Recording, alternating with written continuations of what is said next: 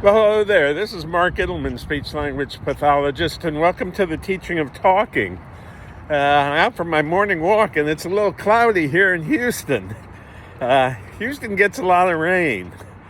Well, this particular video is going to be about aphasia. Does it affect intelligence? Wow, boy, that's a interesting subject because, there's a lot of information out there that says aphasia doesn't affect intelligence whatsoever. And a lot of people question that. And so therefore I thought this video could get you thinking more about whether or not this is an accurate statement. Now, when I grew up and I was in high school, man, there were kids who were really, really bright. And I would say they were highly intelligent. In fact, I have a son who's an aerospace engineer, and he's very highly intelligent. He can look at a problem and figure it out before you could say Jack Sprat could eat no fat. And they send him all over the country to figure out problems. Well, I'd say he was pretty intelligent. And then, in high school there were kids who were doing quadratic equations, that were doing advanced math and calculus. And there were others of us who didn't really have any proclivity towards it.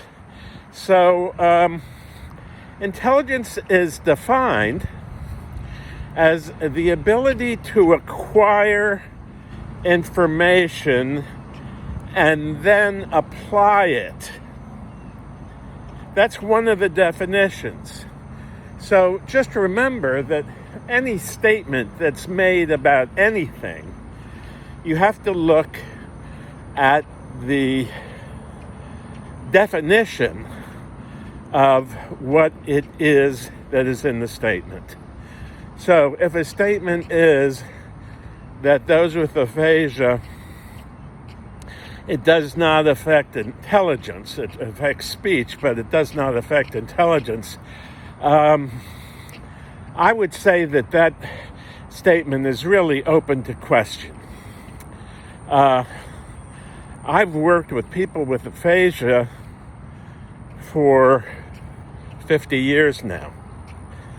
And there are some with aphasia and apraxia who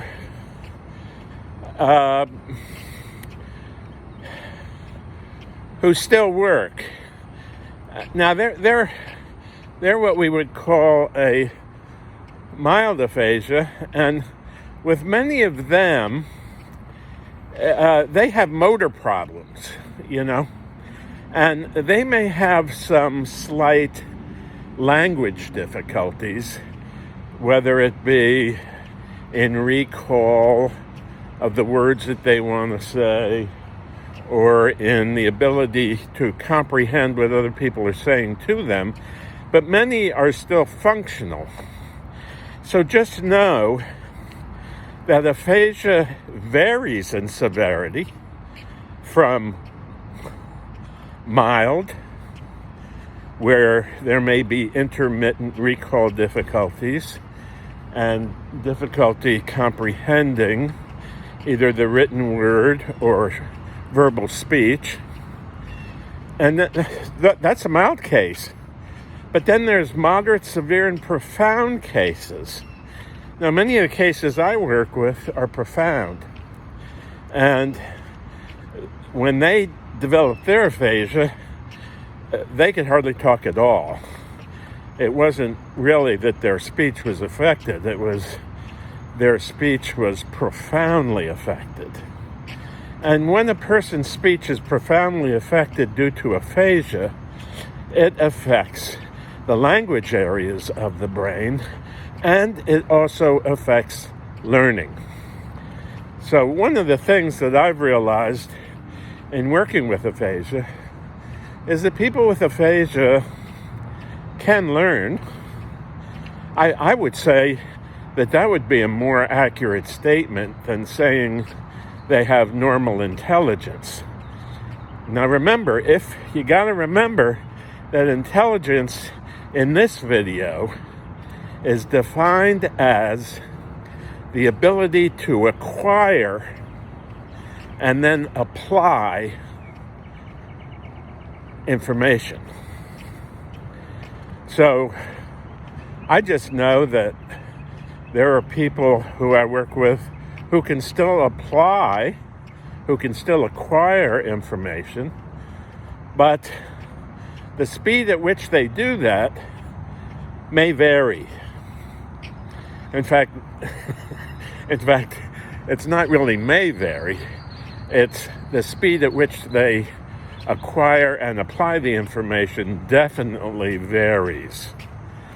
So if the definition of intelligence is the ability to acquire and apply new information, then I would say that intelligence varies with every human being, in addition to with every person who has aphasia, because you can't make blanket statements about people with aphasia, because it all varies. It doesn't make sense. A more accurate statement would be that those with aphasia can learn again, okay, but probably at a much different speed than those who do not have aphasia. So in summary, intelligence is the ability to acquire and apply what you learn, and it varies among all people. It just does. There are some who are brilliant. There are some who are within normal limits, and there are others whose learning ability, their ability to acquire and apply information, is very, very slow and is quite challenging. So those with aphasia can learn. They just learn at different speeds. Do they have normal intelligence? I don't know. That's all in the belief of the beholder. If the person with aphasia learns at a different speed level, if they acquire and apply knowledge at different speeds, well, you could say that the levels of intelligence differ. This is Mark Ittleman, speech-language pathologist. I hope you've liked this little video. I hope I haven't confused you at all. But I don't think anything's normal with aphasia. And I don't think you can make any kind of statement as to what something is or is not, because it varies so much. I would think that the statement that intelligence is not affected with those with aphasia, I don't believe that's an accurate statement. And that's my conclusion on that. So I hope you all have a great day. If you'd like additional information about aphasia or the treatment of aphasia, especially when it comes to moderate to severe to profound speaking difficulties, that's my specialty. And I've been practicing that for over 50 years. And if you'd like some more information about aphasia, or if you'd like to speak to me personally about your challenges,